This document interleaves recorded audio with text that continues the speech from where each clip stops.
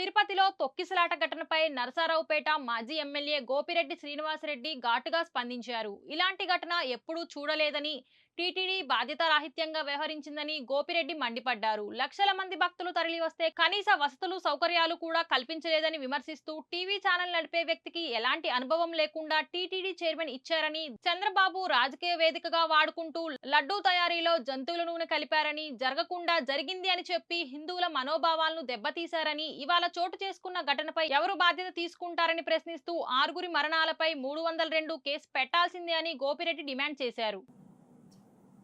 తిరుపతిలో జరిగిన తొక్కిసలాటలో సుమారు 6 భక్తులు చనిపోవటం, 48 మంది గాయాలు పాలవటం, తిరుపతిలోని సిమ్స్ హాస్పిటల్లో, రుయా హాస్పిటల్లో చికిత్స పొందుతున్నారని ఈరోజు వార్తల ద్వారా చూస్తూ ఉన్నాం. నిజంగా చాలా దారుణమైన అంశం. దీన్ని చాలా తీవ్రంగా పరిగణించాల్సిన అవసరం. తిరుమల తిరుపతి దేవస్థానం చరిత్రలో కూడా ఎన్నడూ జరగనటువంటి సంఘటన.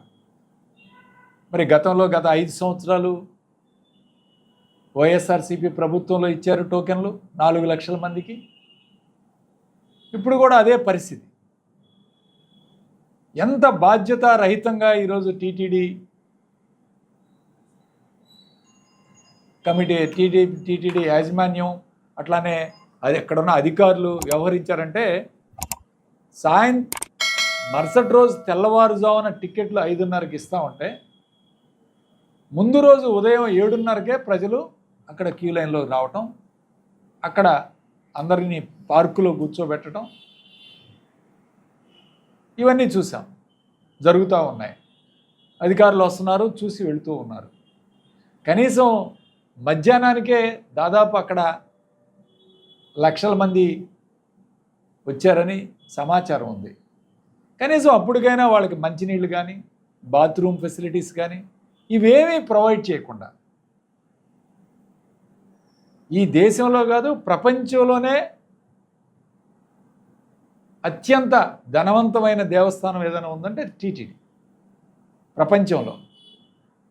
అలాంటి దేవస్థానం టికెట్లు ఇష్యూ చేస్తున్నప్పుడు కనీసం వాళ్ళకి క్యూ లైన్లు ఎలా ఉన్నాయి, దానికి మెష్లు ఏర్పాటు చేసుకోవటం, అట్లానే బాత్రూమ్లు, మంచినీళ్ళు ఇలాంటివి కూడా ఏర్పాటు చేసుకోకుండా వీళ్ళందరూ కూడా ఉదయం నుంచి అక్కడ చూస్తున్నారంటే, కళ్ళు అప్పగించి ఏం జరుగుతుందో చూస్తున్నారంటే ఏ విధంగా విఫలమైందనేది ఈరోజు అర్థం చేసుకోవాలి. లేకపోతే పవన్ కళ్యాణ్ గారు మరి దాదాపు సనాతన ధర్మాన్ని పాటించాలని రాష్ట్రంలో ప్రచారం చేస్తున్న పవన్ కళ్యాణ్ గారు బాధ్యత తీసుకుంటారా? ఎవరి మీద కేసులు పెట్టాలి? ఎందుకు ఉపేక్షించాలి? ఈరోజు అడుగుతా ఉన్నాం. ఇదే పరిస్థితిలో జగన్మోహన్ రెడ్డి గారి హయాంలో జరిగినట్టయితే వీళ్ళు అసలు అనరాని మాటలు అనేవాళ్ళు. వీళ్ళంతా ఆయన అన్యమతస్థుడు, ఆయనకి హిందువుల మీద గౌరవం లేదు, కావాలని చేశాడని చెప్పి ఈరోజు దుష్ప్రచారం చేసేవాళ్ళ కాదా అని ఈరోజు ప్రజలను ఒక్కసారి అర్థం చేసుకోవాలని అడుగుతూ ఉన్నాను. ఇదే జగన్మోహన్ రెడ్డి గారి ప్రభుత్వంలో జరిగినట్టయితే గగ్గోలు పెట్టేవాళ్ళు మీడియా వాళ్ళు, వాళ్ళ ఎల్లో మీడియా. చంద్రబాబు నాయుడు గగ్గోలు పెట్టేవాడు దేశమంతా. కడప నుంచి మనుషులు పంపించాడు, మనుషులు నెట్టారు, తలుపులు పగిలి అని కూడా చెప్పేవాడు. ఇంత దారుణమైన పరిస్థితి ఇదే జగన్మోహన్ రెడ్డికి హయాంలో జరిగితే వీళ్ళు అసలు ఊరుకునేవాళ్ళేనా? ఈరోజు మీ హయాంలో జరిగింది, మీరేం చేస్తున్నారు? ఇప్పుడు 6 చనిపోయారు. ఎవరి మీద కేసు పెట్టాలి? ఎవరు బాధ్యత తీసుకోవాలి? టీటీడీ చైర్మన్ మీద పెడతారా, టీటీడీ ఈఓని పెడతారా, లేకపోతే ప్రభుత్వ పెద్దల మీద పెడతారా? పెట్టాలి, కేసులు పెట్టాలి.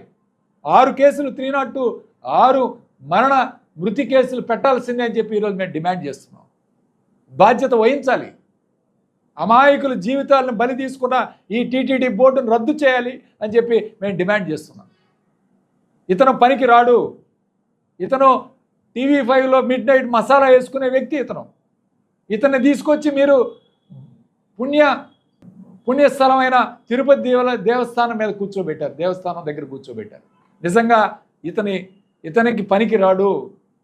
టీటీడీ బోర్డుని ఇమీడియట్గా మీరు రద్దు చేసి నిజంగా హిందువుల ధర్మాన్ని పాటించేటట్టయితే ఎవరైతే ఈరోజు మరి హిందూ పెద్దలు ఉన్నారో అందరితోటి కలిసి బయట వ్యక్తులు లేకుండా దేవాలయం అంటే పవిత్రంగా చూసుకునే వాళ్ళకి మాత్రమే ఈ పదవులు అప్పచెప్పాలని చెప్పి నేను డిమాండ్ చేస్తున్నాను.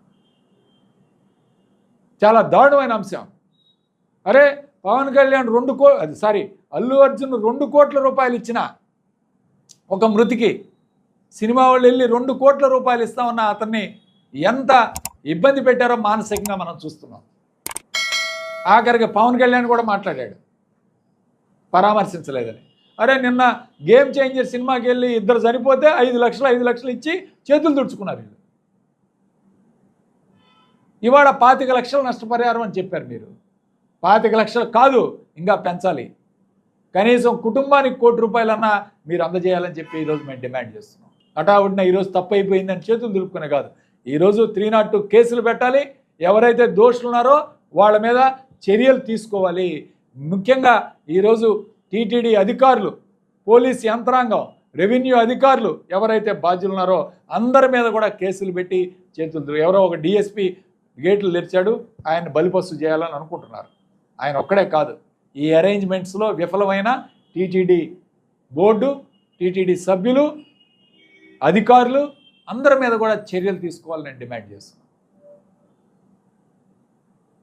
చంద్రబాబు నాయుడు ఇవాళ ఏదో కంటి చూపు వెళ్తే వాళ్ళ ప్రాణాలు తిరిగి రావు. ఖచ్చితంగా మీరు చేస్తున్న తప్పుని, ఎక్కడ తప్పు జరిగింది ఈ కమిటీలు వేసే దగ్గర నుంచి తప్పు జరుగుతూనే ఉంది, ఖచ్చితంగా మీరు బాధ్యత వహించాలి. నేను ఒకటే చెప్తా ఉన్నాను, ఆ రోజు కూడా చెప్పాను, లడ్డు విషయంలో కూడా చెప్పాను.